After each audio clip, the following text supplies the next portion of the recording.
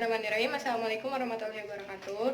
Nama saya Safira Aulia Rosya, NIM saya 1815236, kelas BKI 4A. Di sini saya akan menjelaskan sedikit tentang coronavirus atau COVID-19 yang saya ketahui. Dan seperti yang kita semua ketahui bahwa coronavirus ini sedang tersebar di seluruh dunia. Dan sepengetahuan saya tentang coronavirus atau COVID-19 ini berasal dari Cina atau tepatnya dari kota Wuhan, yang disebabkan oleh daging kelelawar yang tidak dimasak, yang diperjualbebaskan di pasaran dan dikonsumsi secara mentah oleh masyarakat sekitar. Dan salah satu dampak mengkonsumsi mentah daging kelelawar ini adalah coronavirus atau COVID-19. Akibat adanya orang yang mengkonsumsi daging kelelawar dan terinfeksi coronavirus ini, dan akibat memakan daging kelelawar mentah ini terjadinya coronavirus atau COVID-19 yang menyebabkan sakit atau menyebabkan kematian, dan disebabkannya oleh pembuluh darah yang pecah, tersumbatnya aliran pernapasan dan radang pernapasan atau paru-paru. Dan salah satu gejala coronavirus yang bisa kita lihat dan amati sendiri adalah radang tenggorokan, pilek, gangguan pernapasan, dan sakit kepala.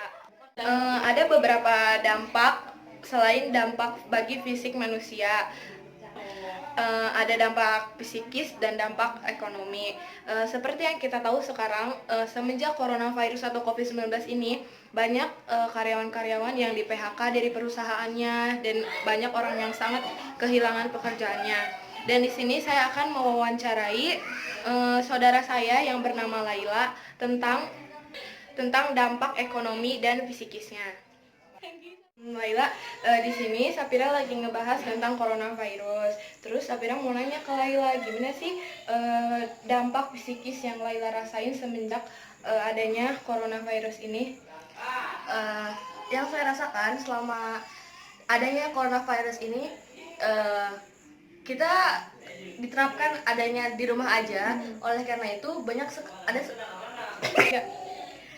dengan diterapkannya sistem di rumah aja, kita merasa sangat jenuh dan merasa sangat tertekan karena adanya aturan ini, ya, di social distancing. Karena kita tidak bisa bermain, tidak bisa keluar rumah atau sekedar belanja sayuran di pasar, itu kan sangat sulit. Jadi kayak ada